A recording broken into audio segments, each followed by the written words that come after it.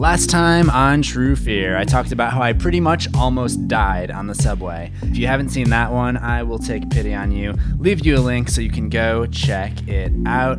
As I mentioned in the last one, I live in LA now, but I'm a Chicago guy who loves my Cubs. For those of you who don't know, Harry Caray is one of the most legendary Cubs TV broadcasters in the 80s and 90s, to the point where he's become an icon. In fact, the stadium now has video boards upon which they frequently have Harry lead the 7th inning stretch at Wrigley. For some reason, pretty much all Chicago sports legends have their own steakhouse. You've got Walter Payton's Roundhouse, Ditka's Restaurant, Michael Jordan's Steakhouse, and of course, Harry Caray's Italian Steakhouse, which is where today's story begins. Shall we dig right in?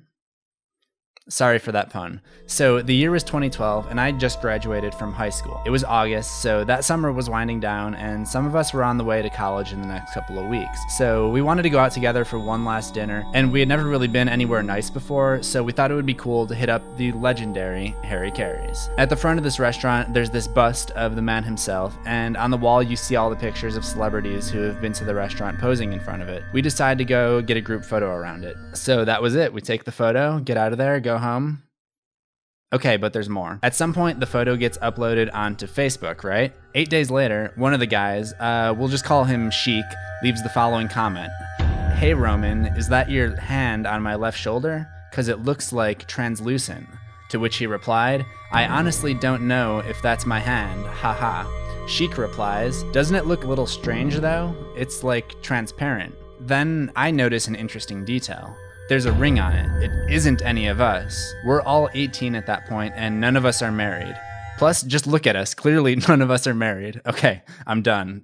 Then Roman brings up that it could be like a class ring, but his hand is straight down by his side. And you can clearly tell by the angle of where he is that you would see his wrist if it was him. The next comment reads, "If I had to guess, it looks kind of like Mr. Boathouse's, or the floating hand from the Addams Family." Well, first of all, dude, it's called the Addams Family, not Addams Family.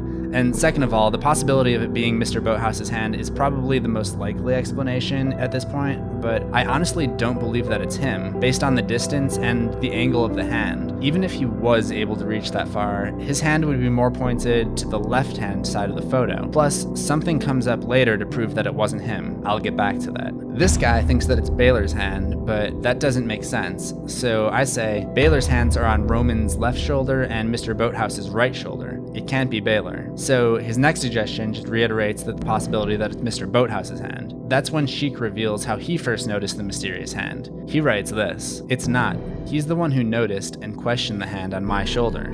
So basically, that's not any of our hands. My hands both seem to be in my pockets, and besides, it's only my left hand that's concealed, and that's a right hand on Sheik's shoulder. So I came up with the theory that the ghost of Harry Caray wanted to get in on our group photo. This was 2012, and it was the worst Cubs season in over 40 years. They lost over 100 games that year, so it makes sense that Harry's ghost would be especially restless. It's also been said that in Game 7 of the World Series in 2016, when the Cubs gave up the lead and lost all their momentum going into extra innings, that it was the spirits Harry Caray, Ernie Banks, and Ron Santo that came together to cause the rain delay that gave the team time to recuperate and come out swinging with everything on the line in the 10th. If you found this story entertaining and be willing to go ahead and drop me a like on this video, that would be much appreciated. Be sure to leave your own theory down in the comments. For the next True Fear, I'll probably do a follow-up to that video on the Hobo King. Let me know if you guys still want to see that. I've been talking to some different people who have their own stories about creepy stuff going down in that apartment complex, and they said that they'd be willing to come on the show and talk about it. So be sure to subscribe to CZsWorld for new horrors every week.